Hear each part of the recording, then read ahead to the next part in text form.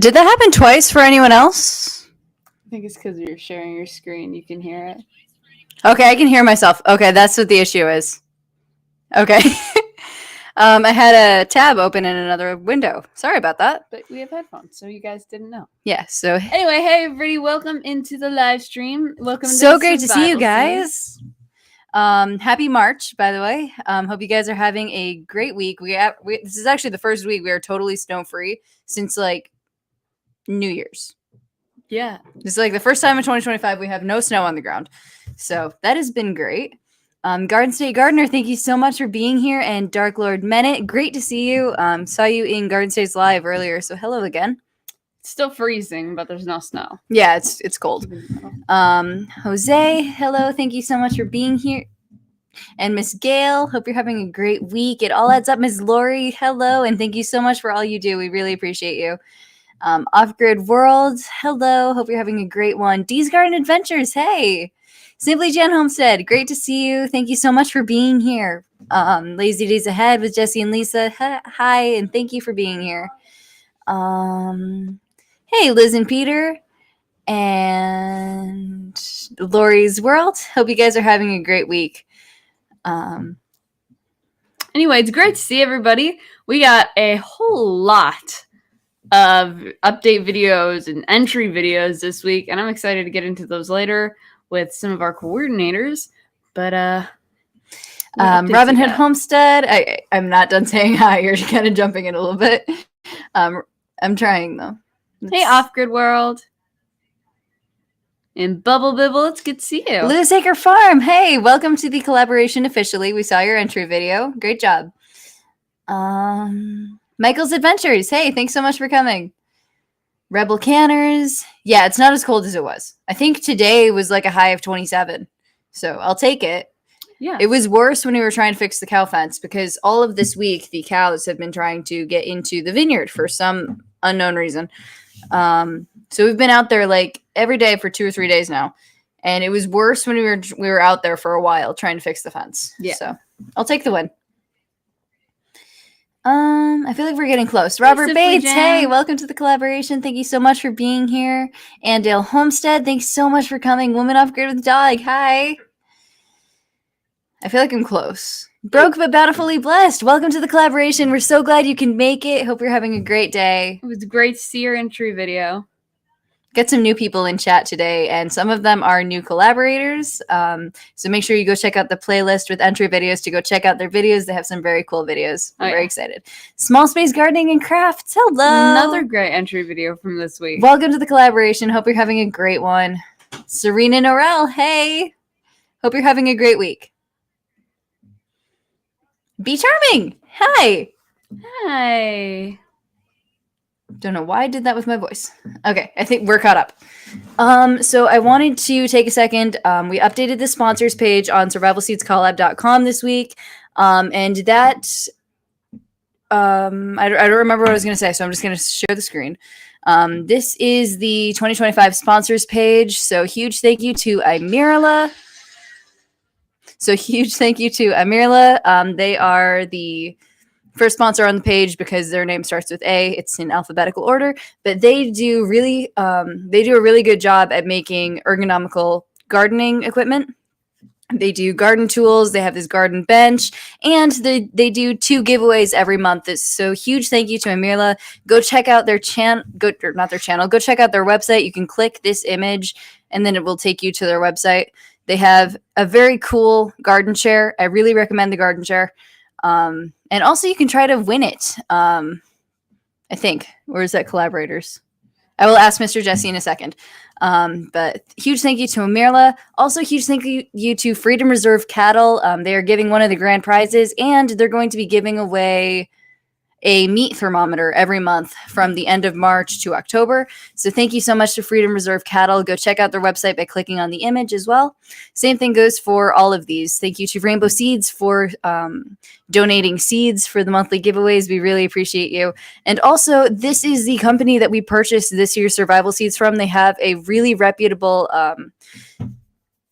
like, what do you call that? They have really good Great quality, germination. great germination rates, really high quality seeds, and it's a really great small family business. Right now, they are not shipping to the U.S., but if you are in Canada, they're a really good company, and they usually do ship to the U.S., but they're having some issues with customs, so we're hoping that fixes itself pretty soon.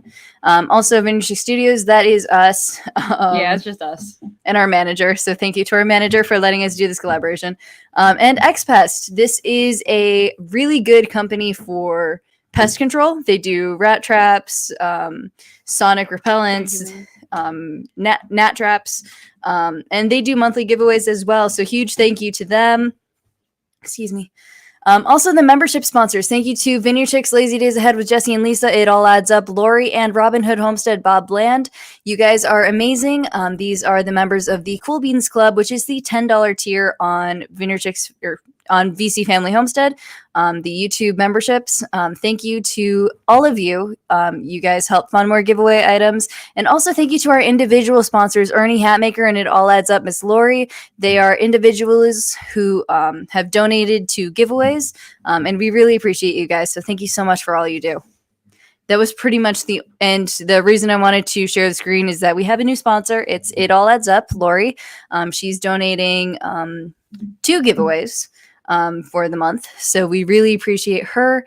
And go check out everyone's channels and everyone's websites. They are very, very cool. And again, thank you to all our sponsors.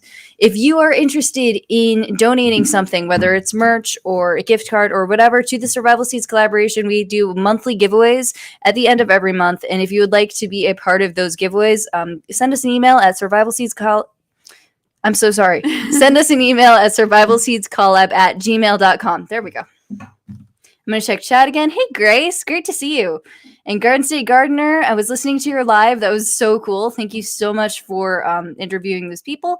That was super cool. If you didn't check it out, go check out the replay after you're done here. He was talking to some chiropractors, and they were saying some very, very interesting things. I was trying to get ready, so I missed the end of it. But all right, I think that was it. If you all remember when we had the CEO of Rainbow Seeds there planning on opening a Florida store sometime in the next few years. So we are looking forward to that. Also, we are going to have the CEO of Rainbow Seeds back at the end of this month. But that actually brings me to my next subject. Tonight, we have a special guest tonight. Her name is Nicolle Ritchie, and she is a MSU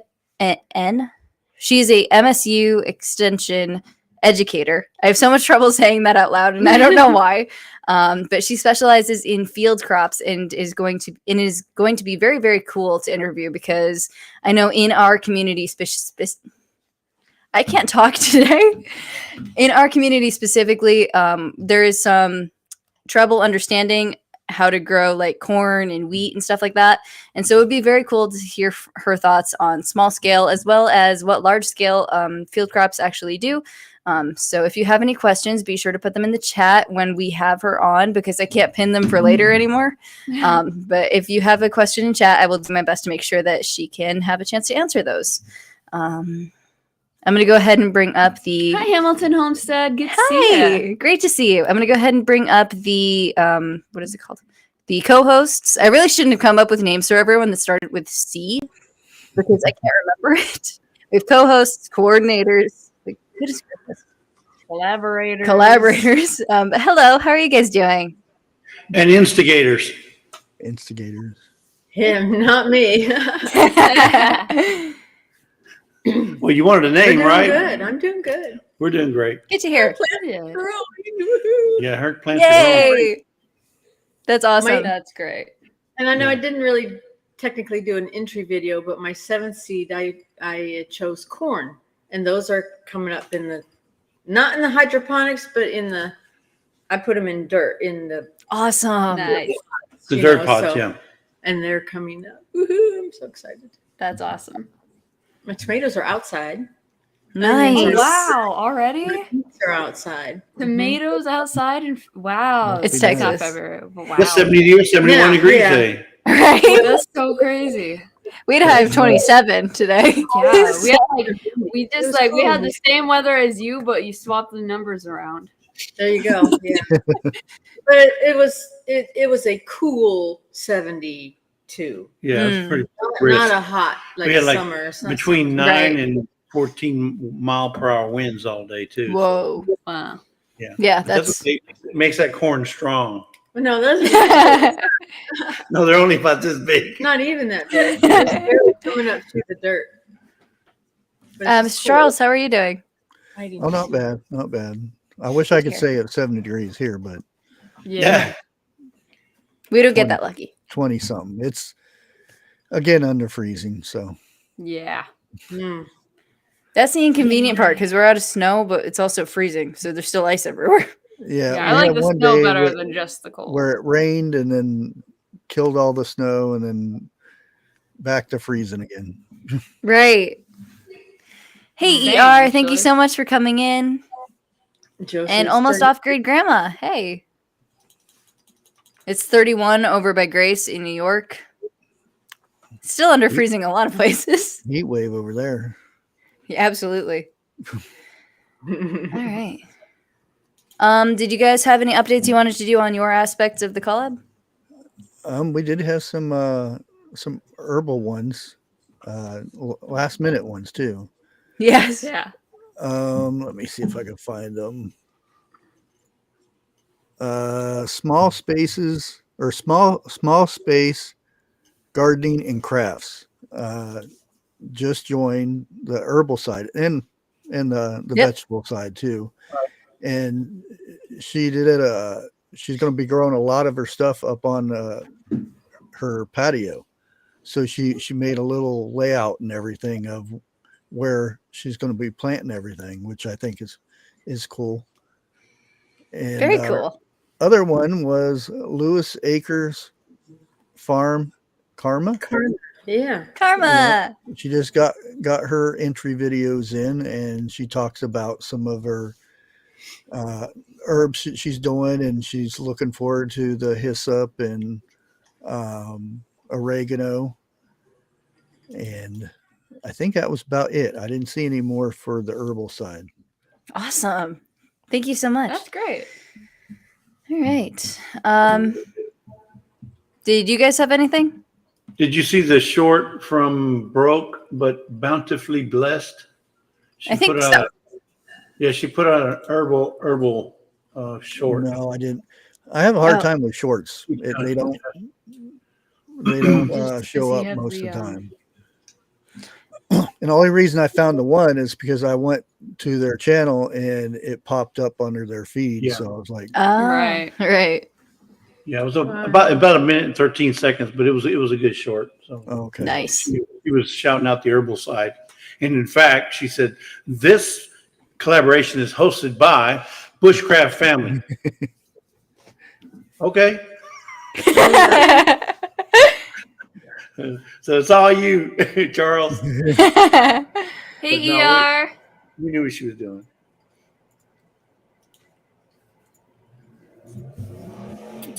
All right. Okay. Did you guys want to talk about the giveaways, or should I bring up the coordinators? You want to do, well, let's bring them up and we'll do the giveaways at the end. Yeah, Like we at did the last end. time. Yeah. All right. So, hi, Anne. Hi, everybody. Lorrie. Hello. Also, I wanted to say I'm really enjoying the thumbnails. I'm a stickler for thumbnails, so when I see really good thumbnails, it's a plus. Hey, Oh, yeah. Seen nice. a lot of good thumbnails this season. Right. It helps. How fun. How Thank you. fun. That's great. Are you talking Emily, about the ones for the live stream, or? No, it's all all of over them. the All of them. Different Couldn't tell. thumbnails for. Yeah, it That's looks so allowed. cool. Yeah, they're The doing only thing I don't like is when people do a short, it doesn't give you a good thumbnail. Yeah. It just Yes. whatever it wants to grab, it grabs. You know, it may grab you like this. And then you just And then stuck with what that are you gonna do forever. about it? You know, and then you can do it. On your phone app, you can actually go into your shorts and change your thumbnail. I don't get that option. Oh, you don't? It's No. new. It's I'm new. Now you can go back and only on the app. You can't do it on the computer, Yeah. but on the phone, I I'm can a- go back. Interesting. I'm on the beta, so I don't get that option. Gotcha. Oh. Sad, so sad. Oh well. Yeah, So, they keep telling me. I and get it. That's all I go, care it about. says, that option isn't available for beta testers. I'm like, Miss Lynette, the introduction film doesn't need to be very long at all. We have some entry videos that are shorts, and that's totally okay. We just need a video that says that you would like to be part of the collaboration. If it helps, I have some filler content on survivalseeds.com. If you go to the join page, I think it says how to join page. I have some filler content that you can use for examples. Like you could tell us where you're from, how you're going to be growing, what your 7th seed is.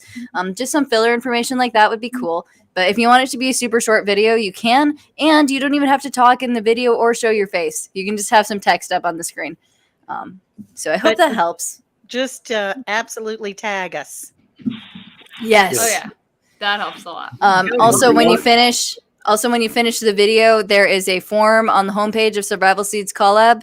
I'm trying to see what it says. It says joining Survival Seeds 2025 is now open. Head to the join page, and there's a link to the form on the join page. And then just fill out the form with the link to your entry video, and then we can find it super easy. But it's also okay if you don't want to do that. But if you want to ensure you get on the wheel, put in your hashtag Survival Seeds 2025 in your description. Yes. one word. Yes. There's a comment in here by Almost Off Grid Grandma Krista. Krista was saying that she can see the shorts, but she can't comment. Now I'm not sure who she's Yeah. talking about, whether it's us or I've had that a lot. I've had So- that a lot. Yeah, So I've seen that a few times. I have that problem with Tony. He couldn't comment on my shorts when we did Creekside Maples.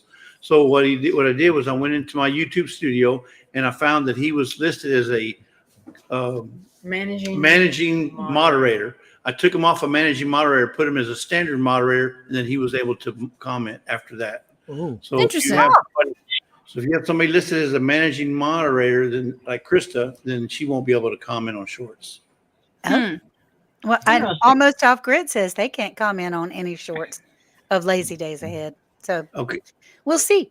Yeah, so I Yeah. must have you listed as a managing moderator. And I I'll think check. she may be talking about any short in general Oh, because yeah. I know our manager has had that issue before on his app. So it might just be like a phone versus desktop thing because I don't think we ever got the commenting back on the app. I see you, Karma. So, Jesse, Yeah. how many videos do we have tonight?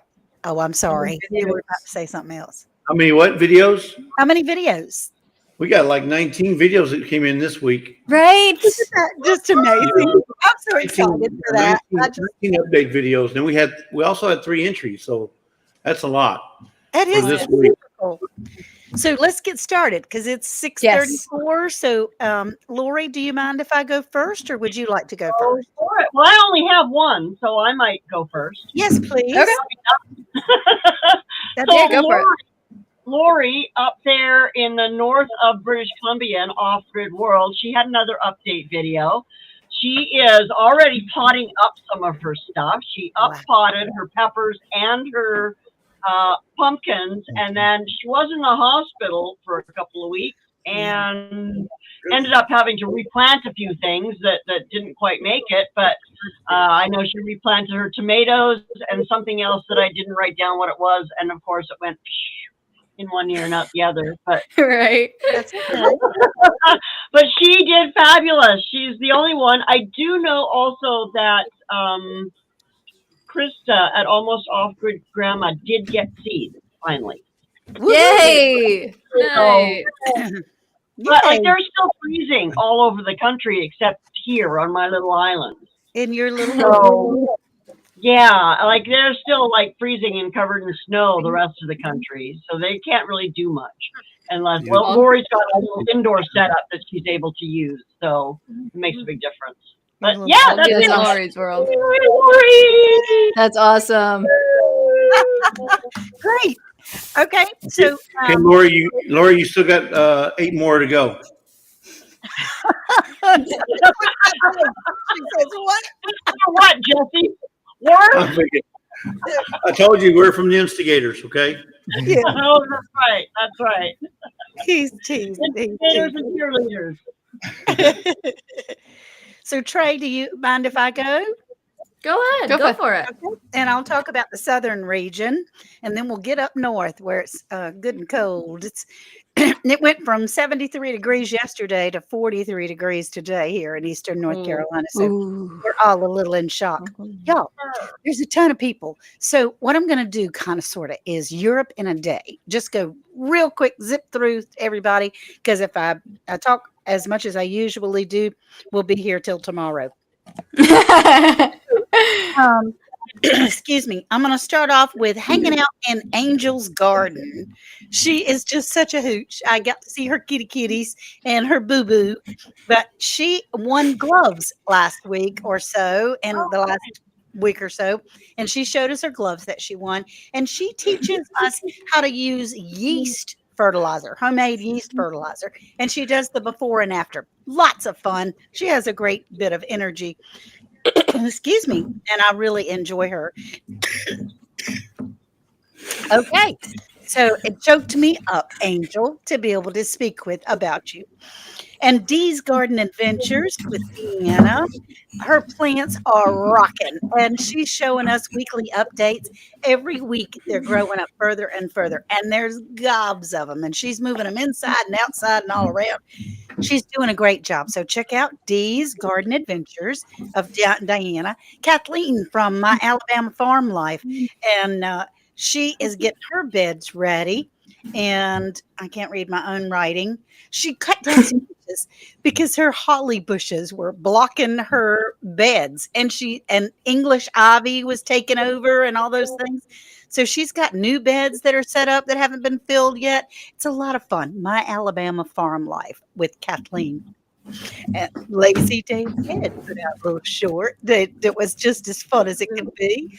I got to be able to see their plants growing and stuff, and we got to hear a wonderful update straight from the horse's mouth up there with Lisa as far as her tomatoes and things. She's got starts growing all over the place, and that lettuce makes me jealous for some salad. I've been lazy and haven't grown my lettuce.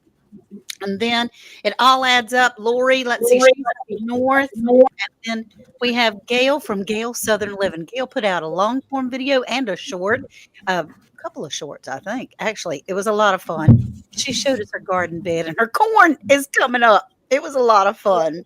So check out Gail Southern Living and see what she's growing. I enjoy watching her forks grow in her garden. So go check out. And then Amy from Leonard Mountain Homestead showed us all her seedlings. Gosh, that girl is growing. This is only her second year of gardening, and it's so fun to see the enthusiasm in her voice and in her face when she sees all her little green babies coming up. And she showed us her chickens and her piggies and all those kinds of things. And then Simply Jam Homestead had the coolest way of filling her trays ever. I think I commented on her video. Jan, I commented on your video. I'm going to try that. She had a pan of dirt in her sink that she put some warm, not hot, but warm water in there to moisten her soil before she put it in her trays. And that was just, I had never done that. I just got a pitcher of water and pour it on my dirt. So I thought that was great. Jan shows you exactly how she's planting her seeds. And she said she was so looking forward to it. VC Family Homestead happened to do a video.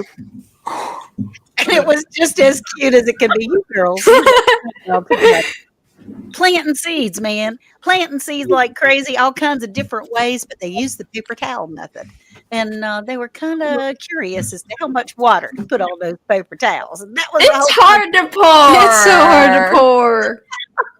They had one of the long spout pitchers, and so trying to get that water in just the right angle and then you wait a little bit. It's kind of like a ketchup bottle. You shake and shake and shake. None will come, and then you shake again, and then none will come, and then a lot will. That's what happened with the water. None came, and then a lot did. And we have Broke But Beautifully Blessed.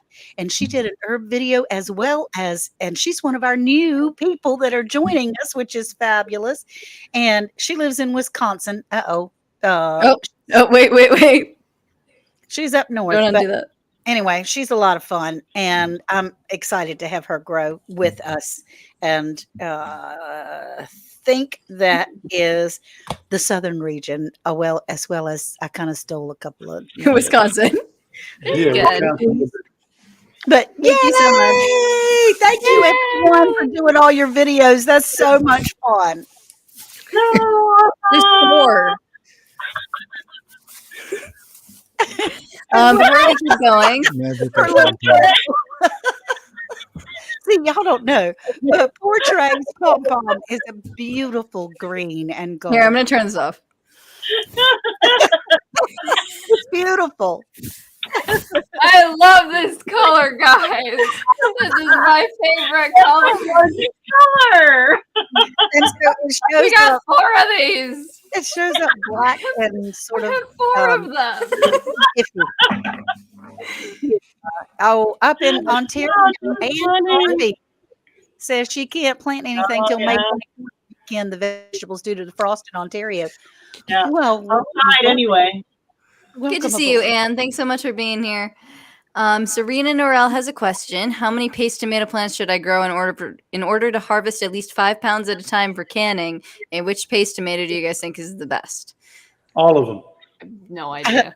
Well, actually, Roma tomatoes are awesome. Last year, we planted the Mariana tomatoes that came with the seeds. They were fabulous. I love that variety. Oh my Her God. first question was, how many should I plant? All of them. All you got. Do it all. So like 5 pounds at a time. In the peak of tomato growing season, you're gonna end up harvesting almost every day. Yeah. So like doing too much would be a lot because they can also sit on your counter for a little bit until you're ready to do it. But for your sanity, I would guess like 12 to 15 max, Right. just because you can wait. This is the you girl can who plants like 40 tomato plants. Yeah, you're talking about the girl who sold chill. 500 seeds in one hole. Well, I mean, my very first time of planting any seeds at all, I thought you were supposed to plant the entire packet. That's what I thought. And so that's what I did. And I had about 20 400 billion tomato carrots. plants. To the root. 400 To the root. What do you have? Last year, Romas that I planted 3 plants. Each plant produced a 5-gallon bucket. Woohoo! Wow. So It just depends on where you are, what your soil is Yeah. like, that has a how lot you're to do with planting, it. doing, what kind of As far fertilizer as you use.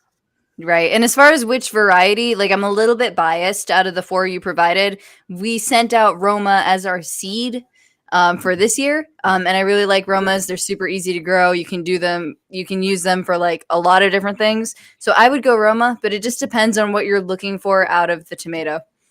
So I hope that helps. Yeah. Well, and one thing that I do with my tomatoes is I only grow a couple because it's just a few of us here.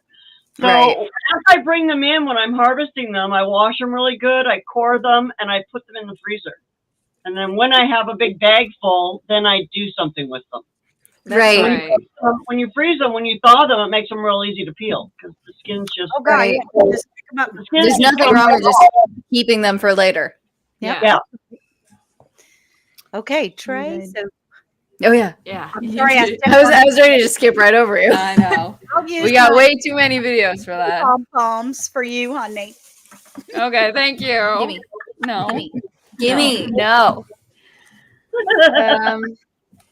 So we did get 3 entry videos, and Miss Ann kind of covered one of them, I'm sorry. but it's No, okay. you're good. It's okay. She got double love. But Broke But Bountifully Blessed, Carol, she made a wonderful entry video. She grows a lot of different plants in her garden and talked about all the different ways she grows and how she grows, and it was super cool. And she chose her 7th seed as parsnips, which is super cool because she said she got gifted a parsnip by someone and she ended up really liking it, but couldn't find anywhere to buy them. So she's going to try and grow them herself, which is a super cool, like it's a super cool mindset because, you know, if you want to try something, then go for it. So it's super cool. And we're excited to have you in the collaboration. Also, hello, Lori's cat. Hi, Lori's cat, and hello, Bushcraft's cat. I keep seeing your face. Small Space Gardening and Crafts. Sally in the Midwest. We're super excited to have you in the collaboration.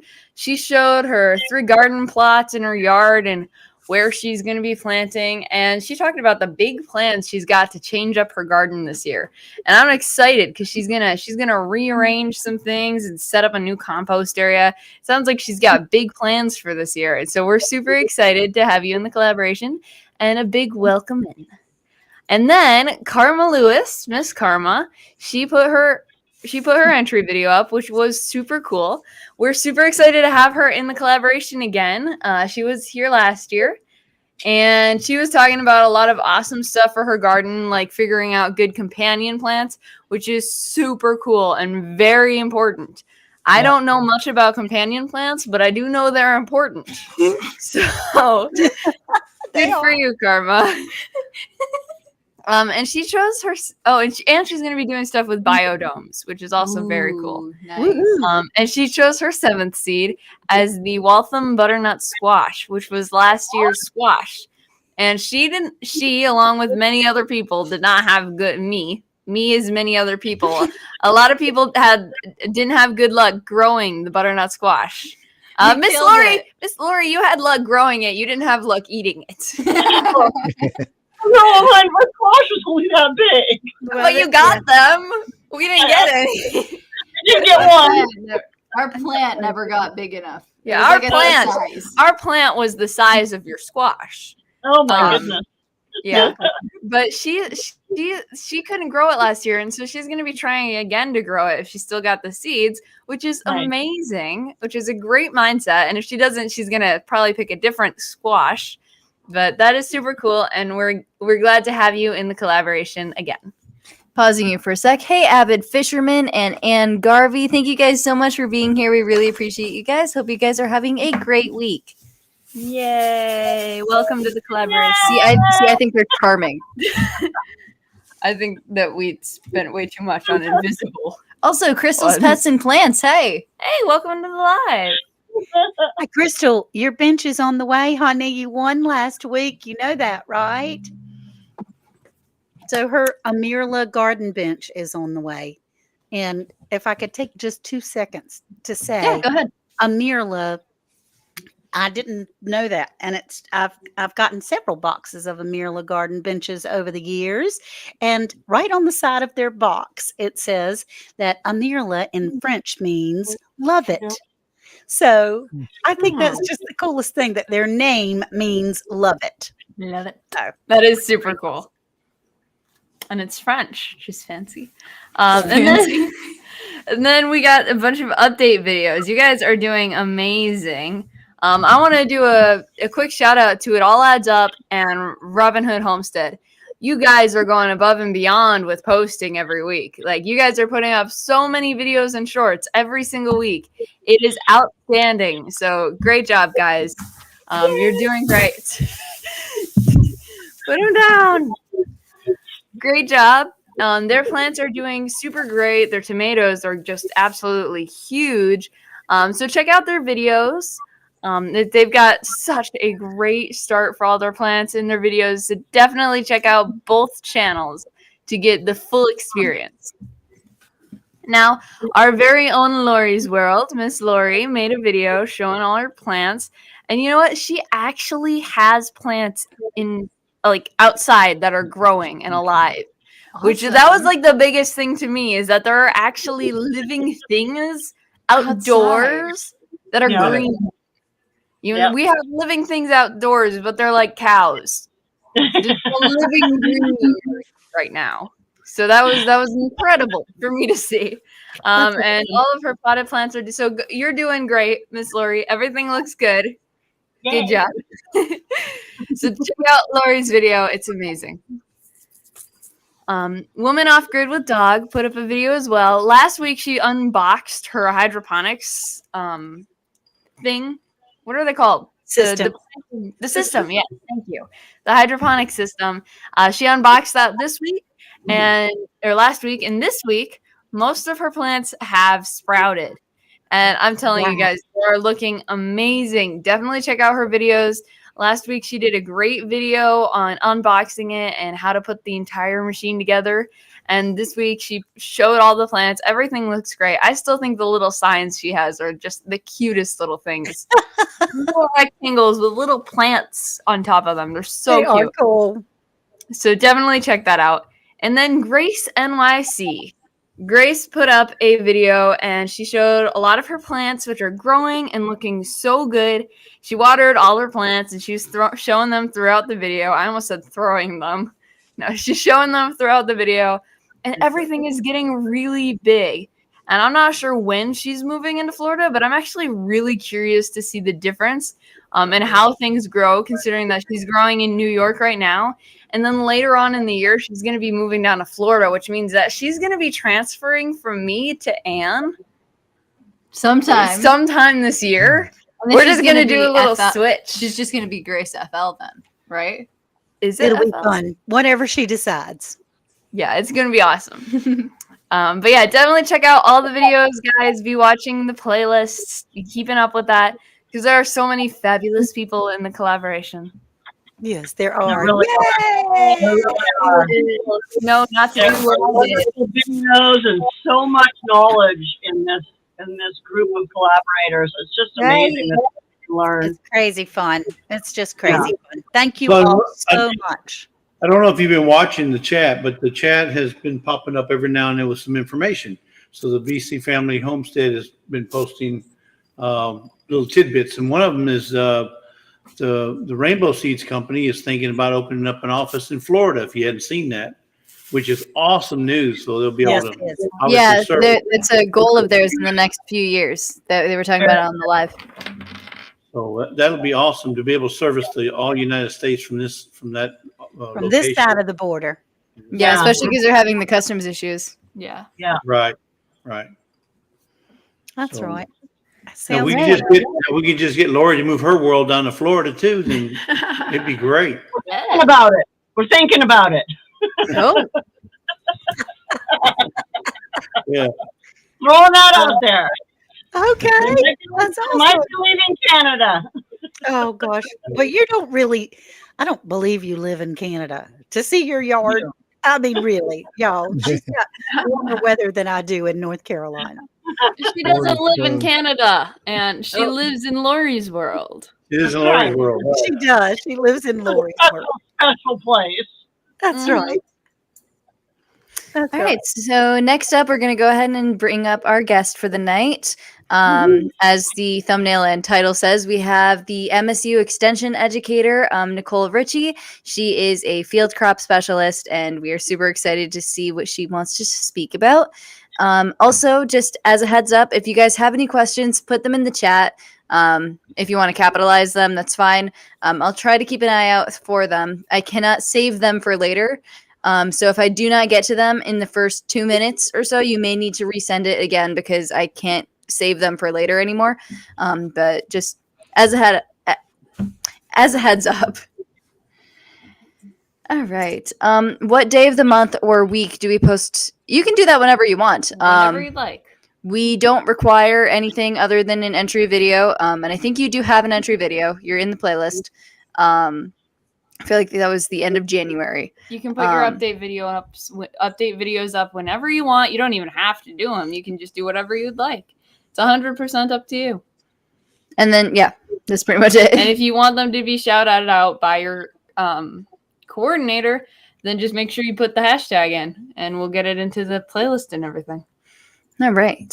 So I'm going to go ahead and bring her up. Hello. Great to see you. Hey, Hi. good to be here. I've appreciated hearing everything that's going on all over the country. Yeah, it's super cool. That's not what I meant to click. Goodness gracious. There it is. I will get used to this format eventually. Sorry. I've been doing this every week for like 3 weeks now. But to everyone in chat, this is Nicolle Ritchie. I just did your introduction, never mind. How are you doing? I'm doing well. I'm excited to talk to you all today. Maybe I'll just start off by introducing myself a little bit. So I work for Michigan State University Extension, and I'll probably explain a little bit what Extension is too. But I'm here in Southwest Michigan, and I focus on field crops. So when we say field crops, we're talking corn, soybeans, wheat, potatoes, forages like alfalfa, and stuff like that. So generally large scale, but not always. And we'll be talking about there are a lot of principles that relate to large scale and smaller scale when it comes to these crops. So what is extension? Maybe I'll start with that. Yeah. So in the US anyway, in the mid 1800s, the government decided, you know what, it would be really, really important for us to dedicate some time and energy into researching three things, namely military, engineering, and agriculture. So they decided we'll choose several universities, almost one in each state, but not quite, and we're going to give them land. And so those universities were called land grant universities, and they had this land to be able to further research things like agriculture. And extension was the outreach program associated with these land grant universities so that this research could actually make it to everybody. And so that's what I do. I do a lot of outreach and a lot of education, non-biased research, outreach, education, and support. Very cool. How long have you been doing that? I just passed my first year. Before that, I worked for a potato farm for a few years, and then I've been in ag pretty much, yeah, my whole life almost since I graduated high school. So That's so cool. Wow. All right. So then that pretty much covered the first thing I had.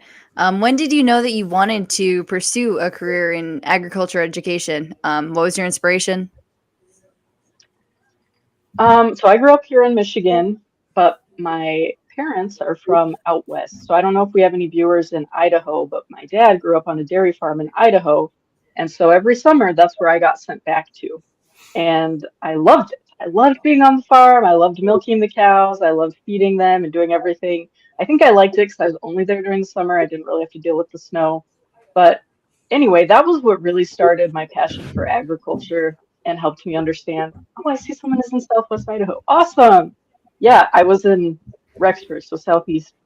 But anyway, that was what really started it, where I was like, this is something really important to me, very important to everyone, I think. Right. And from there, it's become a priority in my life to help people understand. You know, there are a lot of misconceptions or misunderstandings about different agricultural topics, and I'd like to help provide education and clear things up on that.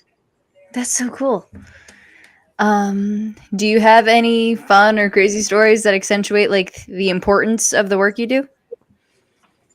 You know, I don't yet. I do have some fun and crazy stories. They would have happened regardless of whether I was here or not. I will just share one. So out here in Michigan, we have a lot of center pivot irrigation, especially in the southwest part. And groundhogs actually can be very troublesome. I don't know if any of you run up against that, but there was this groundhog that was, you know, digging its hole and had made this very large mound that no one caught. And so the pivot was running around and it actually went over the mound, which caused it to jump over the stopping mechanism. There's like a little stopping spot that will signal stopping. It jumped over it and ended up hitting a light pole and flipping. So just, you know, be careful. Watch out for those rodents out there and keep an eye out on your fields. Oh my gosh. Wow. Trying to go through the chat a little bit. No questions here. So I think you addressed this a little bit already, but what field crops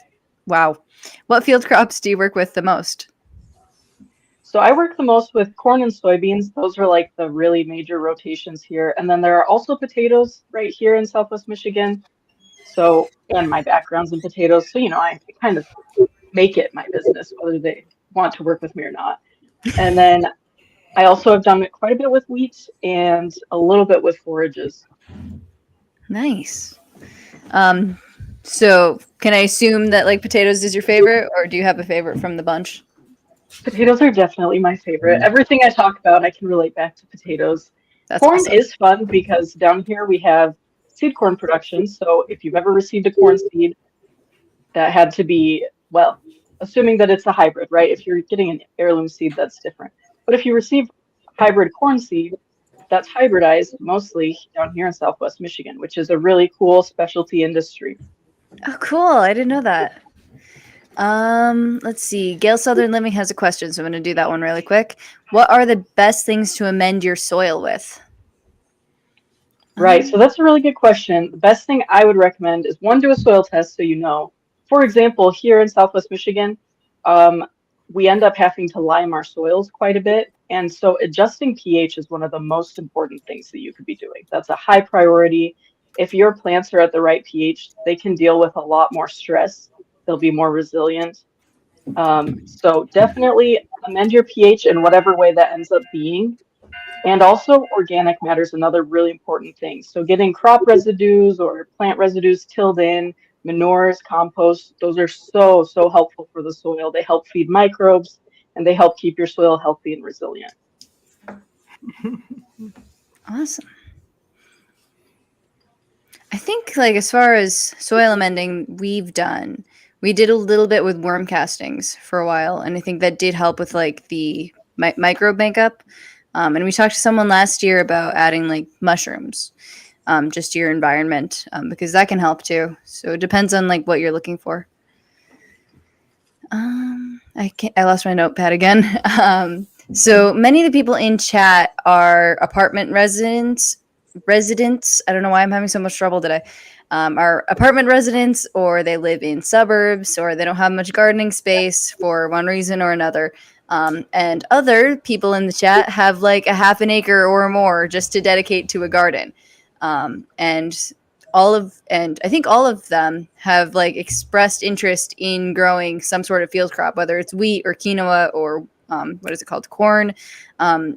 Like, is that like, I don't know how to phrase this. Like, we grow stuff in containers. Like, we've done potatoes in containers because of rodent issues. And we've done quinoa in like a 4x6 raised bed. And I think this year personally, I want to try corn in containers. But like, what kind of unique things have you seen gardeners successfully manage in containers for field crops? So potatoes are a really great one for containers. Honestly, any kind of root vegetable containers are so nice just to be able to access that so much easier. Actually, I don't know. I haven't heard of a lot of container growing. Here are the things that I think would probably work pretty well. I imagine wheat would work pretty well in either a raised bed or a container. Corn gets tricky because corn plants don't like to touch roots, right? So then you have to make sure that you've got adequate space for those roots. And if you're growing, say, in a raised bed, depending on what you have under that raised bed, when those roots meet a barrier, they'll grow sideways. So more likely that they will grow into each other. So that's just something to watch. I think sweet corn would be fine. Something like grain corn gets a lot bigger, and you definitely have to stake it down to keep it from flopping over. But I don't know, it might work. I haven't heard any specifics on that. And actually, just like a side question, while you were talking about corn, we've tried corn a few times, and we've had limited degrees of success with it. And I think one of the reasons is that one year we had them too close together, but another year we had them too far apart. And so they weren't like pollinating correctly. Oh, yeah. What would you say is like the average distance that they should be from each other that they can pollinate and also have their own space? Ooh, that gets tricky. It really depends on how your corn root structure is, because each variety is going to have like a different sort of vigor to it. But let's just say on average, probably at least 18 inches either way. I wouldn't go more than say 3 feet, which that's pretty big, especially if you're in a container. Yeah, that's pretty big. Lorrie's World says that she did corn in buckets. She got some fantastic corn, 4 per 5-gallon bucket. Were you just planting like 1 per, or how many were like in each bucket? You're muted. 4. Oh, 4. In each 5-gallon bucket, I had 4, and they were wide top buckets. Oh, but they were still only 5-gallon. But I did 4 stalks per bucket, and I had 6 buckets kind of lined up in a rectangle. What variety were they? I don't know, just some sweet corn. corn. They were corn. Yeah, and sweet corn you can get away with a lot more because sweet corn in general tends to be a lot shorter. It doesn't have as much of a root structure, so you could definitely put those a lot closer. Yeah, Cool. it was a sweet corn, and yeah, I just lined the buckets up right beside each other, and we got 2, and I think mostly I got 1 or 2, but I think I had one stalk that got 3 cobs. The third Super one cool. wasn't any good, but it was still there. Yeah, I grew silver queen last Oh, it year. might have been. And that was 11, 12 feet tall Whoa.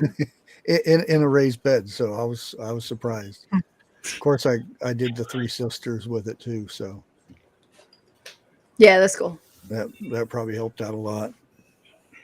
All right, we got another question in the chat before we move on. Is there a variety of corn that is better than the other? I'm not sure if this pertains to like wheat corn or sweet corn or a different variety. I think it depends on lots of things, right? So first of all, I think probably we're going to be mostly talking sweet corn here today because that's the kind that most people like to eat and you can use it in a lot of cooking. But there's also like grain corn, or if you raise livestock, then you might use like a silage corn. So first of all, it depends on what are you using that corn for, and then like under those distinct categories, there will be different varieties that will be better at some things than others. The best thing you can do is get a hold of a seed catalog and take a look at kind of the problems that you're facing. Oh yeah, and popcorn. Thanks for catching that. So also popcorn. These seed catalogs can walk you through like disease resistance or pest resistance or how long it would take for it to mature. So then you can make decisions based on what kind of a climate you're growing in and what kind of problems you're facing every year to choose like some genetic resistance in your varieties. So yeah, there are better varieties than others. I don't know what they are. It depends on your situation, but definitely worth trying a couple of different ones and seeing what's working for you in your situation. We got a couple questions in chat. There's one that I need to. Delaware, I think, is in the northeast, right? So then that's Trie. So that's gonna be. She's gonna continue watching your videos. The only way it would change to Anne is if you move like drastically south, where we would need to send you a short day onion, and then that would be the only change. And then there was one more. Where'd it go? Miss Karma is asking, I have to grow in raised beds. How deep does the soil need to be for crops like corn and okra? Yeah, that's a good question. So I don't know about okra. I've never worked with it. Corn roots can actually, in an ideal circumstance, would get about 3 feet deep. And that's like, everything's going well. Do you have to have a 3-foot deep container? No, you don't. You can still have very successful corn. I would say at least 18 inches if you can. Obviously, the deeper, probably the better. That's going to hold more moisture. It's going to hold more nutrients.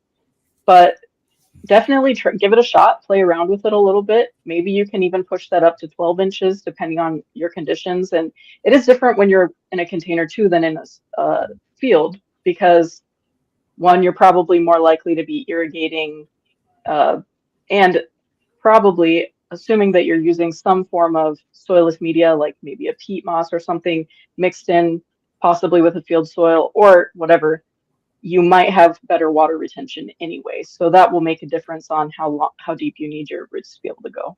Right. I think we got one more. I'm not caught up in chat anymore. When can carrots be planted? I think you can pretty much start them whenever. Yeah. So I don't actually know a ton about carrots. I know that when they get planted directly in the field out here, it's well after the last chance of frost, and got to make sure that the field is dry enough and workable. That's about it, though. You can even start them early. On carrots.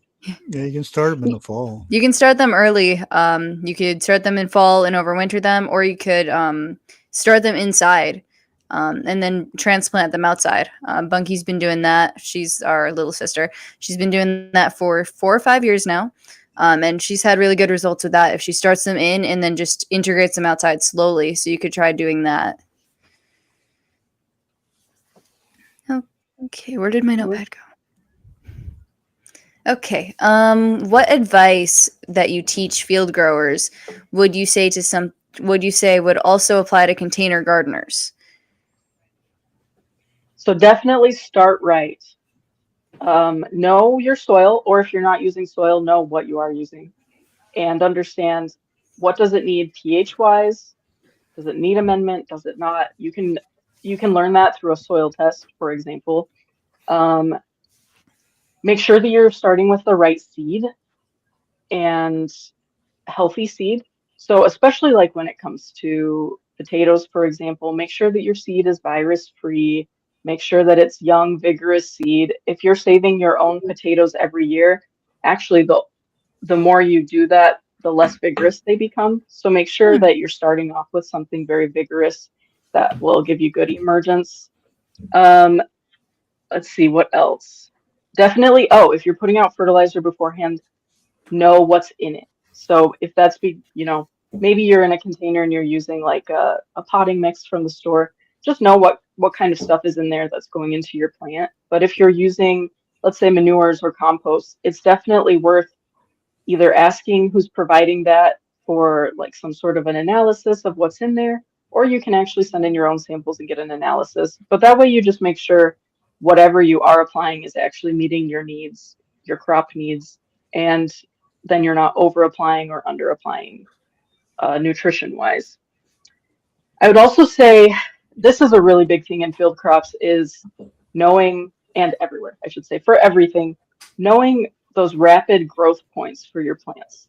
So like if we think of people, for example, as children and teenagers, we're eating a lot more and we need, there's a big uptake of nutrients and we need that because we're going through rapid growth. And it's the same thing with plants. With corn, it comes right around V6, so that's when it has 6 full leaves. And that's when it really starts to take off nutrient and water wise. And then again, during pollination is a pretty big water use time. With potatoes, it's right when tubers are starting to form. So you want to know these kinds of things just because you need to apply strategically, right? Make sure that your plant has what it needs at those critical time periods. Right. Those are all really great points. I wanted to ask about soil testing. And there's another question in chat though. Do you put down hardware cloth before building raised beds to keep groundhogs out? We didn't. So you tagged us. I don't know if you meant for everyone, but we personally did not. We did hugelkultur. So we just had our raised beds and then we put our logs and then our sticks and then we just started layering. And that does make it a little bit harder for for a rodent to go under the bed and then into from under. So that could help. If you want to do hardware cloth, that does mean that the plants that you're growing can't really get under the soil if they need to. But it depends on what you want. That would help keep groundhogs out though. And then D was bringing up a really good point that the depth of a raised bed only matters if the roots can't just grow into the ground. Like on concrete, height would matter. But if you're just like in the ground and you have dirt under your raised bed, that should also be fine. I keep losing my notepad. So you were talking about soil testing. And so I think from what I know about soil testing, that helps make a profile on what is in your soil. How does what is in your soil, how does that soil profile help determine what crop is best for your homestead? Well, that becomes a little bit of a case of the chicken and the egg, because when you're testing your soil, you might already have a crop in mind, and then you could just amend that soil to meet the needs of the crop in most situations, right? It does depend. For example, one thing you really have to watch out for if you're growing blueberries is soil acidity, and that's something that can take a while to fix. Right. But for the most part, probably you could choose a crop and then do your soil testing and then amend whatever you have. Amend you can accordingly. Also, sample first and then look at what you've got and say, oh yeah, that looks like it would be perfect for corn, so I'm going to plant corn. So there is some flexibility there. It's not like one method is better or worse than the other. Just make sure that you are sampling, because otherwise you're not going to know what's out there. And if you want your crop to really be successful, you've got to be able to address any deficiencies. And economics wise, you don't want to be applying things that you don't have to if the soil already has it. Right. And so you're talking about soil sampling. How important would you say they are? Like, just do not start if you don't have a soil test. And this pretty much branching off the same question. I would say they're extremely important. Our farmers here, we recommend every 2 years, every 2 to 3 years. Some farmers choose to sample more, but it is just a very important thing. That being said, it's not necessary. You can start without them. You just might run into some obstacles that you maybe could have avoided first. But let's say, like with my garden out back, I just have a turf lawn, right? And it's been in turf for a long time. I have a pretty good idea of what kind of soil type is around this area. So I didn't do a soil test. I just started planting, and I will start doing them now that I've had a couple seasons. But in the beginning, we moved in kind of late and we just didn't have time to do it, so we didn't. So it's not necessarily a non-starter if you don't get it done, but definitely something I would recommend, especially if you're trying to maximize the return on your crop, so your yields. And how would you find a soil test? Like, can you just find that online, or is there a place you need to go? I think we did talk about soil testing a few weeks ago, and I think there were a few people who've never done that before. Yeah, so every place is a little bit different. There are soil testing labs all over the country that you can send samples into. A lot of universities have their own. Michigan State doesn't, but what they have is a kit, a mailer kit, basically. So you take the sample yourself and then you stick it in the mail, and it will actually come back with like fertilizer recommendations based on what you want to plant.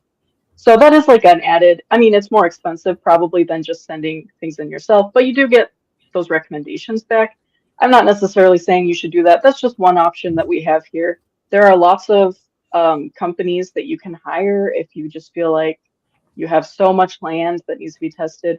But for the most part, you can do it yourself. You just go out, you can use a shovel, try and take as representative of a sample as you can.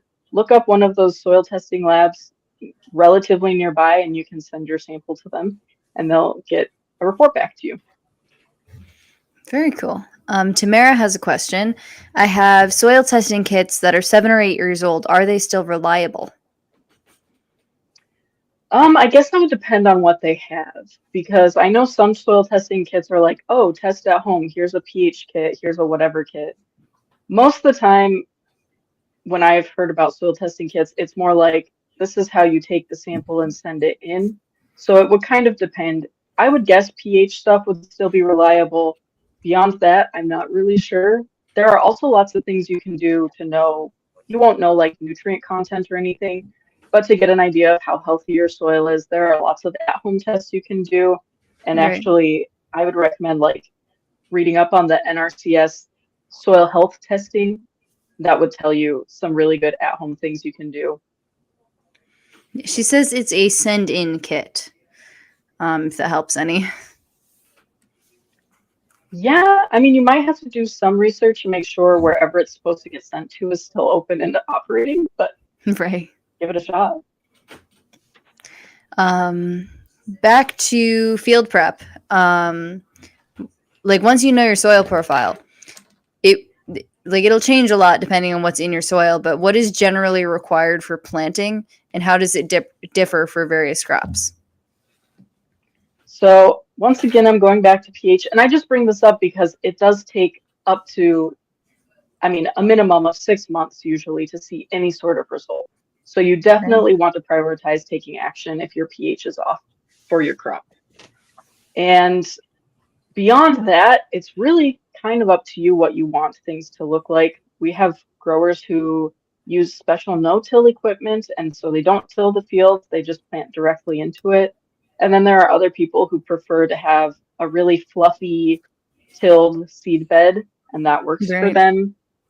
So it kind of depends on what you're wanting. What is really important, regardless of the method you're using, is that you have really good seed to soil contact. So especially the smaller the seed, the more important it is that you have really good surface area coverage with the soil. Right. So that's definitely a priority. Making sure that seed depth is right. That's another thing that we might not think about a whole lot, but seeds have their preferred depths and they're going to perform better when we are pretty close to that. So just trying to do a good job of checking and making sure things are at the right depth that they like. And then making sure things aren't too wet or too dry. And the deeper you're planting, the drier you need the soil to be. So like potatoes, let's say we're planting 6 inches deep. We would need the soil to be drier than corn that's going, 1.25 inches or whatever. Right. We have another couple questions from chat. Don Ray V wants to know, 1 year I planted a multiple seed deer plot. The crimson clover took off, nothing else did.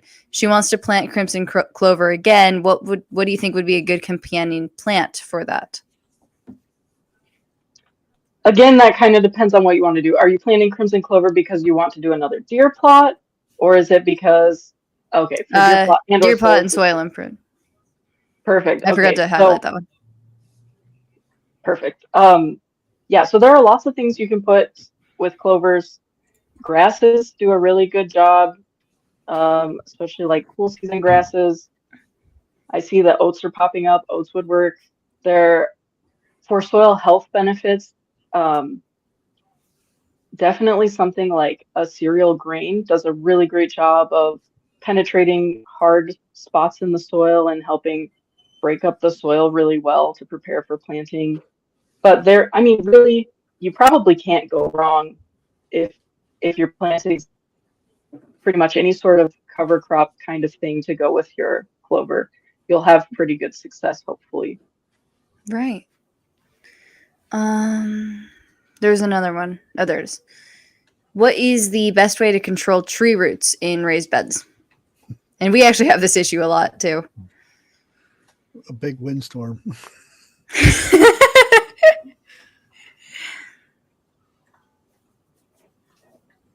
Yeah, I have no idea. Sorry. I've not ever dealt with that. Our best shot is to weed frequently, because if you can get the trees when they're little, it would help. If you're talking about like a raised bed and there's a tree nearby, I don't know why that would affect the raised bed, because it would be above it. What we do in our raised beds is we make sure that the ground under them is clear of things that are going to grow, kind of thing, from the bottom. We put cardboard on the bottom first, and then we put sticks and leaves and things like that, and then our soil. So, yeah. Cool. There's another one. If you have a plot that weeds have taken over, what crop would be good to seed in it? That's a good question. It depends on what area you're in. But generally, winter wheat tends to be pretty competitive. Cereal rye, you might not harvest that for a crop, but if you use it as a cover, for example, and plant a pretty thick stand, that's very competitive, and it tends to have some weed reduction benefits. Really, most crops these days aren't super competitive. We're choosing crops because they can put out a lot of yield, and not so much because they can be really, good at fighting off competitors. So there are, some limitations with that. Anything that will grow quickly and start to shade the ground is going to be better. I would avoid probably corn. Tends to be one of our wimpier crops, depending on where you're located and what kind of corn you're growing. But in general, especially something like sweet corn is not going to compete very well at all with weeds. Right. But yeah, and yeah, I think it definitely depends on your zone as well, because like some competitive crops may not grow well if your timing doesn't work out. Like there's some there's been a bunch of questions in the past weeks over timing, and there's one right here if you want to take a shot at it. There's blackberry bushes that she got at Sam's Club in her closet out of direct sunlight. When should she plant them in Zone A? Her last frost date is in April. I think I would wait until the frost date's over and then like a couple weeks after. I don't know how hardy blackberry bushes are when they're young. Yeah, I've got to ask, do these have leaves on them? Or is it like a bare root sort of a situation? If it's bare root, you can put it in as ground as long as the ground isn't frozen. But if it has leaves, you definitely want to wait until that last frost date, because otherwise you'll burn off your leaves and then your plant's already stressed from being in the ground. It's cold. Now my leaves are gone. Not a great situation for it. Yeah. Where did my thing go? Okay. And then back to the questions I had initially. How and where can someone calculate the amount of seeds necessary to plant a 1/4 acre or less? And so this would be implying like you have this open field, you're trying to grow like as much as possible in like a very small space. How would you calculate what you need? Yeah, so this one is a tough one because there's no one size fits all. There are lots of calculators online, but they ask for some information like spacing, seed weight, percentage of live seed, and things like that you probably wouldn't know without talking to a seed rep. And every region has different planting conditions. Like in Michigan, our corn is on 30-inch rows, 30-inch rows. And then, for example, soybeans could be 15 inches or 30 inches. So that row spacing is going to make a big difference. And that will vary by region. In Michigan, we have this high humidity, high moisture environment, which means that we have to plant a little farther apart to try and prevent diseases.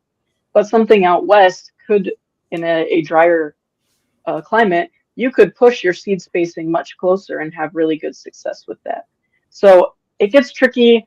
The best thing you can do is just talk to a local seed rep and or extension person to really get an idea of what you're dealing with as far as planting conditions and what you want to look at for spacing.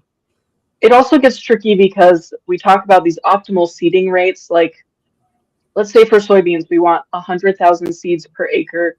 But what does that really mean, right? And the seeds are different sizes. So how do you know how much weight you should order of seeds? That's, so it just gets really tricky. The best thing you can do is just go to a local resource in your area who can give you some more specific guidance based on your specific conditions.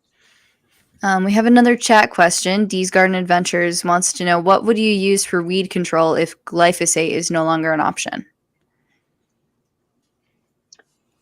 There are a couple of options. One of the best things you can do weed control wise is use a pre-emergent. So we call that a soil applied. There are a couple that you can buy. And usually it's like some sort of a granule that you apply and then you water it in, and that stays in that topsoil layer and keeps weed seeds from germinating. So before getting to that point, you want to start with a pretty clean slate. Glyphosate is not an option. Glyphosate has some really great things of where it can affect a lot of things, and it works on these weeds, even if they have like a large root system, right? Like it can translocate. But there are other things for grasses specifically, or for broadleaves that you'll still have access to. You just might not get that great translocation that we've always seen with glyphosate. So that's something to watch for. You want to make sure that you check back frequently to make sure it's actually working and actually killing the plant all the way instead of just burning those top leaves. So if you can do a mix of like mechanical, like cultivation or even flaming or something like that to get the initial population down, use a pre-emerge, and then that should help quite a bit. But there will be other broad spectrum pesticides available even if glyphosate is off the market.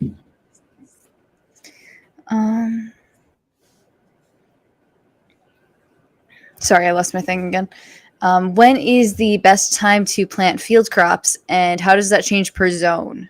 So zones can push it back to like a month apart or more, but what are some of the things you should look for when you're trying to figure out when to plant? Yeah, so this is where it can get kind of tricky because really planting date is like the biggest indicator of yield. So you want to time it as well as you can. On a large scale, producers usually don't have enough time, so they're planting earlier than optimal and later than optimal. On a smaller scale, you're in this really unique position where you really can time things at just the optimal time. So that will look different for each region, of course. With something like corn, it's a very warm season crop. You want your soils to be nice and warm, like pretty close to 50 degrees if possible, consistently. So that means waiting a little longer. For here, that usually means mid-May is when we're planting, right in this area. Now, it can start as early as mid-April or even early April sometimes, but that's not the optimal. With something like potatoes, you can actually get away with planting a bit earlier because they'll just kind of, if conditions aren't right, they'll just hang out in the ground. As long as they're just not a big rot risk, they'll just hang out in the ground, and then when they're ready, they'll sprout. You just have to watch for like a late frost on those. With something like winter wheat, you're planting that actually in the fall. And what you want to watch for with that is something called a Hessian fly-free date. Now, the Hessian fly used to be a giant pest of wheat. And in fact, nobody planted before this fly-free date because it was such a big risk that you would lose your whole crop to this fly. In recent years, we haven't seen a lot of it, but the principle still stands. It's still a good time to be planting. So you want to Google or search, when is the Hessian fly-free date for my location, and then wait maybe a week or so, depending if you're doing wheat. So that's a wheat-specific thing. But soybeans would be about the same as corn. When it comes to forages like alfalfa or grass forages, that will depend a lot on what kind of species you're using. Each one has a different optimal planting time. But with something, let's say alfalfa, you want to plant it either early enough that it has a chance to really establish before it goes dormant, or you want to plant it in the spring after risk of significant frost. Okay, yeah, that's. I don't remember if we answered this one, Serena. When to plant tomato plants for the best harvest in Oklahoma, Zone 7A, last frost date is in April. Tomatoes can't survive frosts. If they do, it'll be really stunted. So I would definitely wait till May, since your last frost date is in the middle of the month. I would wait 15 more days. But I don't know. Make sure you harden it before you put them out there. Yes. They did, and then add a week. So we talked a little bit about companion plants when we were answering the clover question. Are there some plants that should never be planted together? Well, there definitely are. I can't think of any off the top of my head. There are some plants that have this, we call it allelopathy. So basically, in their quest to survive, they're putting out something into the soil that hinders other plants' growth. So there are some plants like that. One example is cereal rye tends to have that tendency, which is why it's generally good for weed suppression. But nothing really sticks out in my mind as super antagonistic toward each other, but just that is something to be aware of.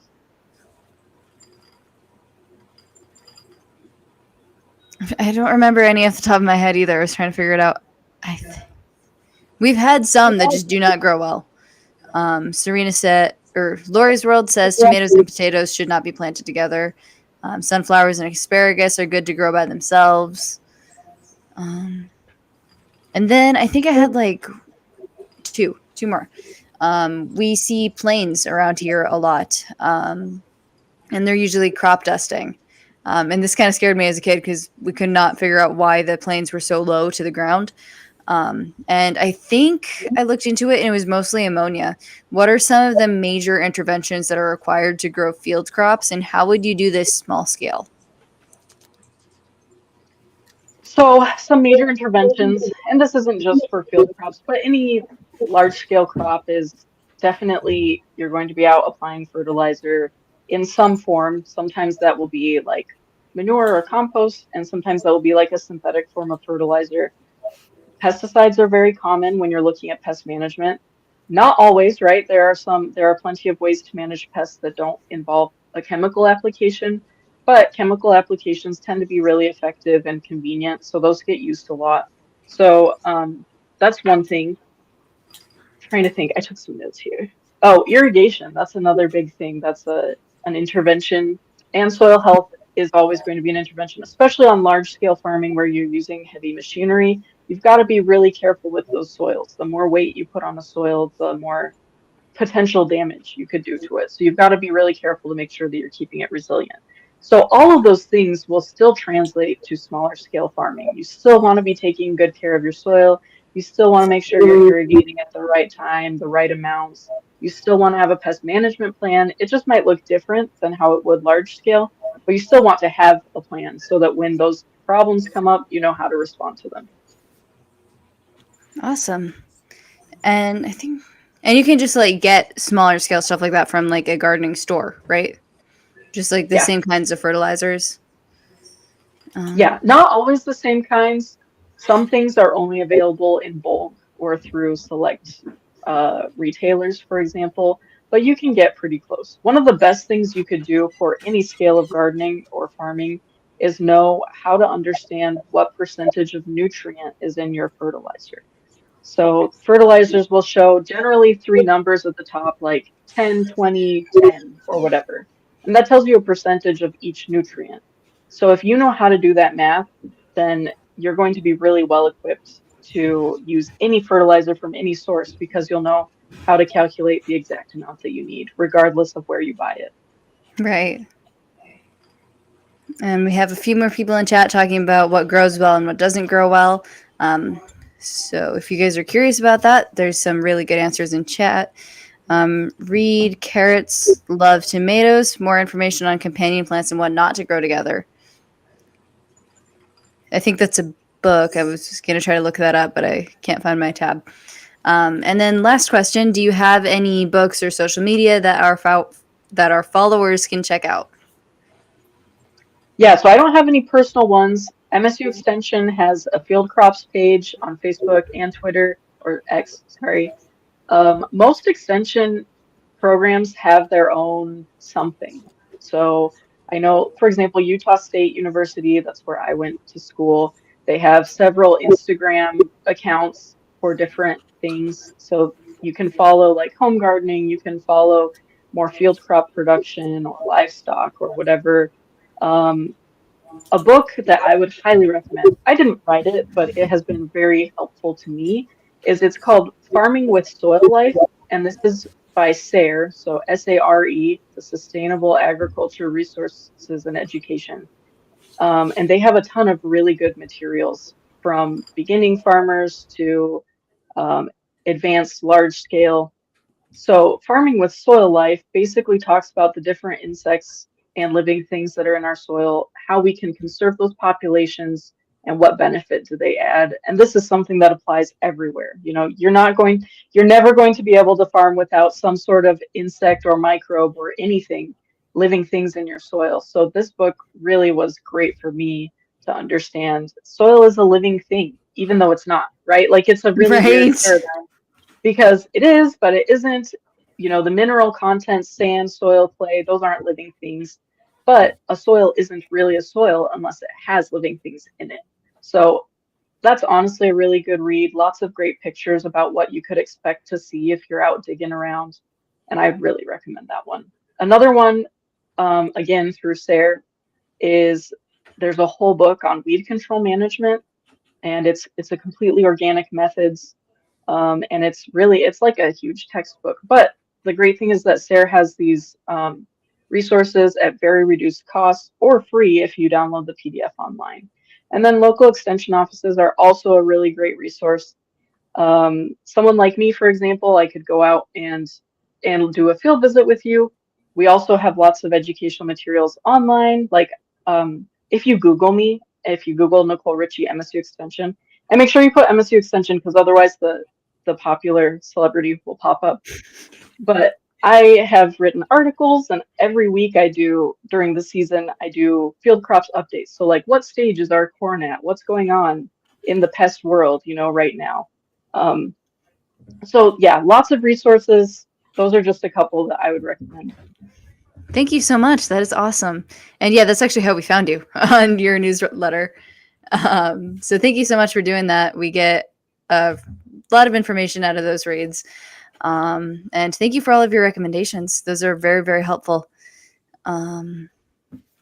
We have the link in the chat to her page. Definitely go check that out. The resources that she shared are very, very helpful. And I think that was pretty much it. If you guys have any more questions for her, just drop them in the chat. Otherwise, we can go ahead and do the weekly giveaway, Mr. Jesse. Wait, sorry. I thought of one other resource, super important. So MSU Extension has the Beginning Farmers series. If you are just getting into field crops, that is one of the best resources. It will tell you how to read a seed guide, what kind of like equipment, profitability, all of those things, and it's written specifically for someone who hasn't done that before. So Awesome. I would highly recommend that. I worked really closely with one of the main leaders on this project. He's in my same office actually. So really great resource. Would highly recommend that. Thank you so much. That is awesome. I'm going to go check that out later, actually. Get some people saying thank you. And thank you for all of the information you shared. That was so cool. We really appreciate you taking the time to do this with us. We do have a little bit more to the live. We'll probably wrap up around 8 if you want to hang out in here. Otherwise, I don't have any more questions for you, so it's up to you. But Lazy Days, I think we do have a weekly giveaway this week, right? We do. Yes, we do. I'm going to see if I can fix the First one. It's the first one. Yep. Nicolle, this was wonderful. Thank you so much for all of your knowledge. Well, thanks so much for having me. I really, really enjoyed it. This is great. We lost Bushcraft, but Oh no. Where'd he go? hopefully he Please, Bill. well, I don't know if he's in the basement, but there are He's not in the basement. there are some storms that are going through. So Yeah. um, Do you want me to bring that up now or? When you're ready, whenever you're ready. Unless you got anybody questions or anything. I think there is one. Can I go ahead and plant potatoes in the grow bags? We have 2 nights this week with overnight lows at 33 and 32. Anyone. Well, anyone. grow bags are movable. So if you can move them in, you can plant them as long as you can move them, Yeah. to Yeah. a garage or a shed or something. That we do that. That's what we have, grow bags. And then going back to somebody mentioned about how high you should have your raised beds. The easiest way for us to figure it out is as long as the sheets aren't touching the ground, the floor, then it should be high. That's how we do it. Make sure the sheets don't touch the dirt on the ground. find your boots, folks. Find your boots. It's getting deep. So, hey, I'm just here to help. There you go. Yeah, the leaves and stems are frost sensitive. That's right. Okay, So I did want to say that we have been doing these giveaways every week, and then once a month we do have our end of month Survival Seeds 2025 monthly giveaway where we give away a lot more stuff. But we do like to encourage you folks to put in an updated video. So if you put in a short, we put that on a short wheel that we spin on the monthly giveaways. But if you do a 3-minute or longer video, we'll put you on this update video, which we always spin every week to encourage you guys to put out the video. So And the dates go from Saturday. and the dates go from Sunday Saturday to Sunday. So No, Sunday to Saturday. I mean Sunday to Sorry. Saturday. Backwards. Sunday to Saturday. So what was put in effective the 22nd? Second, I think. Yeah, 22nd to 23rd through yesterday. 23rd to yesterday is what we're spinning for. All those videos that were updated this week are on the wheel. So whenever you want to share it out, you can share I don't know what happened. Sorry. Don't. Like I really don't think I touched anything. I'm sorry. I was like, where did they go? I'm so sorry. Oops. And then Miss Nicolle, there was another question in chat for you. Is there a question that did not get asked that you would like us to know? Or any information that. She'll think of it tonight. Dinner, she'll go, "Oh, I should have told her about that." I really will. Yeah. And it's hard because usually with like a grower meeting, I would have, I would just send it later, like, oh, hey, by the way, but this is kind of my only chance pretty much, I would have to say this, not a question that was asked, but I think is really important to know. I think that, and this is maybe some assumption on my part, so hopefully I'm not completely incorrect here, but I think a lot of people in this audience might be interested in being able to save their own seeds and be self-sustaining in that regard. So I do think it's really important to understand a little bit of seed production, especially when it comes to like corn. If you are looking to have hybrids in the future, I'll just give you a really quick rundown on how seed production works. So we start with these two inbred lines, and they're pretty wimpy by themselves. And what will happen is you choose one as the female, and that's the one that has the more desirable traits, like a higher percentage of desirable traits. And then you'll choose one to be like the male row. So the female row, you're going to cut off that tassel before it can tassel, because you don't want that pollen. You do want the pollen from this male row to get onto that female, those silks. So once the male row has shed its pollen, you don't collect those ears. You destroy that row, but you collect the ears off that female row, and you've just got hybrid seed now. So if you plant that the next year, you're going to have that hybrid vigor, and it's something that you can do on your own. So a lot of people don't know about that. I feel like it's really worth knowing. Hybrids can be so helpful for having better traits in a lot of ways, because you get that combining of two good things to get like this synergistically much better thing. So I think that's really worthwhile for you to know if that's something that interests you in saving your own seed for corn. Yeah, it is. That's actually one of the goals of the collaboration. We started this last year, and one of the end goals was to be able to harvest and save your own seeds. And then we lost our tomato seeds that we saved, but we did save them. Now, how can you tell which one's the female, which one's, does the female have like a skirt or something, or how do you know which one's the female? You just get to decide. I mean,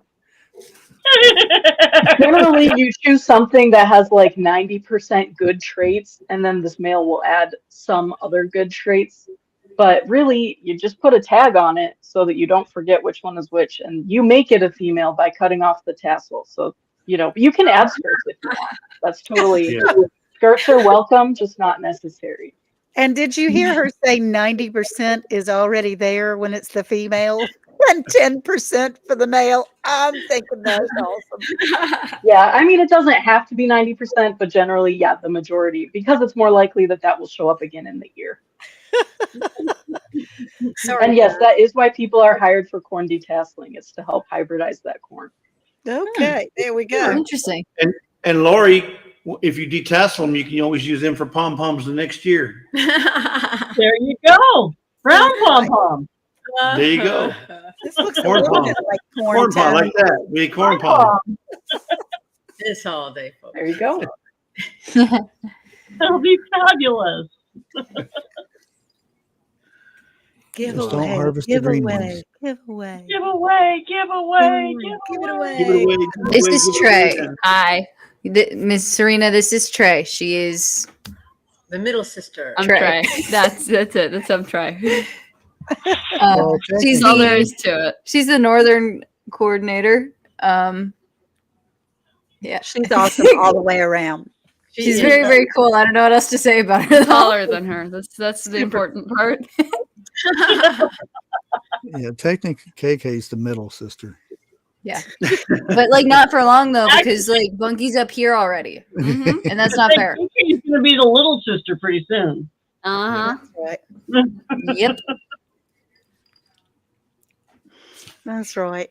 All right, I'm gonna go ahead and bring that on screen. I forgot about it. There we go. Sorry. Now we're with What does this look like? Oh, that's cool. Oh, look at that. Check that out. I gotta You're take just off getting- the. You're just getting too cool. You're just with getting that. too cool with this thing. With this new, what's it called? It might take a few tries, but there's some cool stuff in here. Right. Well, we don't mind being your guinea pig. That's All right. So we got two wheels here. The one on the left is all the videos that were submitted this week. and the wheel on the right's the prize wheel. So we're going to spin to see what the lucky person is going to win this week. Here we go. I'm going to shuffle it because right now it's not shuffled. I'll shuffle it. You can't see it. Well, maybe you can.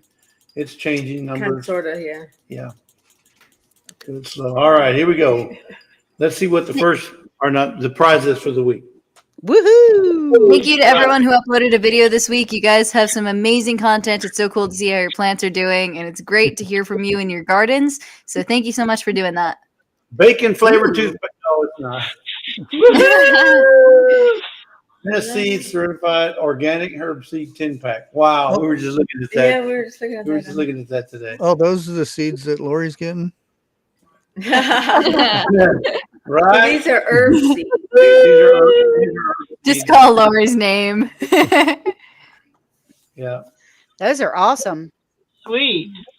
Ooh. Ooh, We're all seedaholics anyway. So. Yeah. Well, absolutely. herbs can be sweet. So you get dill, basil, sage, That'd be thyme. sweet. Yeah. Yeah. Chives, lavender. Thyme, parsley, lavender, sage. Cool. So Nice. Awesome. All right. Good Let collection. me now. Let's see who's going to get it. Will it be Lori? Will it be Lori? We won a lot last time. It might be Bob. Lori or Bob or Dean? What about Lori or off, somebody off grid. somebody off grid? That's right.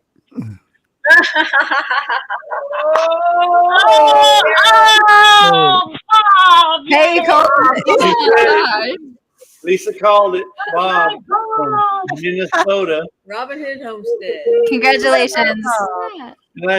Congratulations, Bob. You're the winner for this week's 10-pack seeds. And I do have your address. Yes. Yay.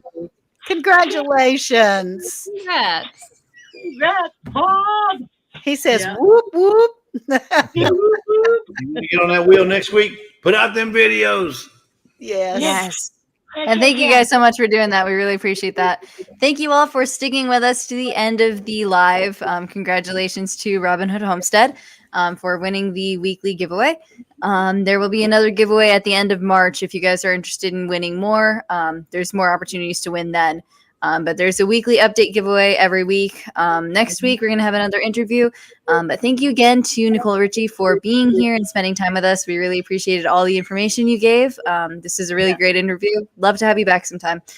What was I going to say? Remember, update videos are 3 minutes or longer, okay? Yes. If it's short, it goes on a short wheel. So if you Yep. want update videos. Yep, we have a giveaway every week and a big giveaway the last weekend of every month. Last Sunday of every month, we have the really big.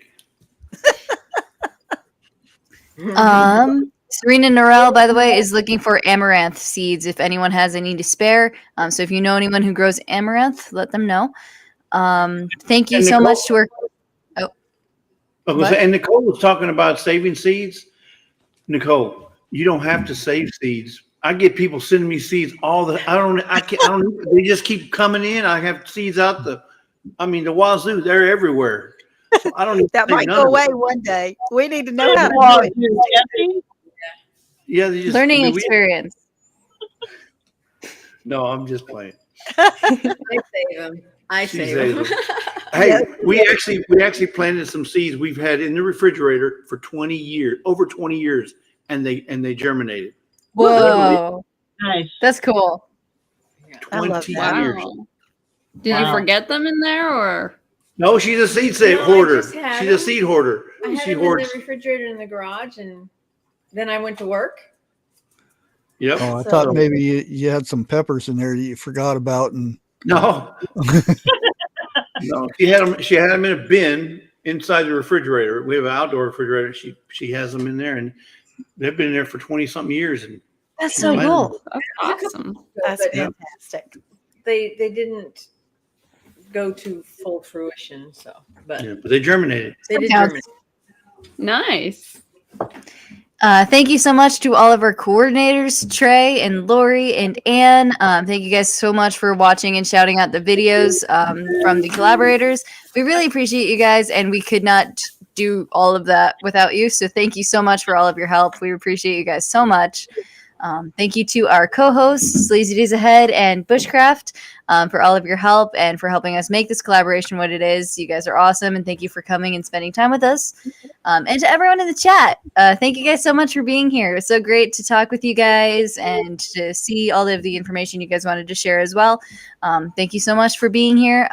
We'll see you next week. And I'd like to thank Nicole one more time. All jokes said, thank you for all the information you shared with us. Yes. I appreciate you going to school to learn all that so you can teach us. That's right. Yeah, I'm happy to help. That's anytime. In fact, I should have included my contact information, but you put my website up. Really, if you have any follow-up questions, feel free to reach out to me or other extension people. We're happy to help. Well, thank you for that. Awesome. Yeah, thank you so much. This was awesome. Thank you all.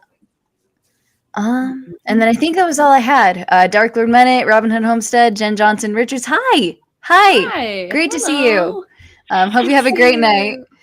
Liz and Peter and Lorrie and Penny. Hi. How are you doing? And Grace and Karma. Thank you guys so much for being here, and everyone else in chat, because we really appreciate you and all you do. Thank you so much for being here. Have a great night, guys. Good night. Bye. Adios. See you next week.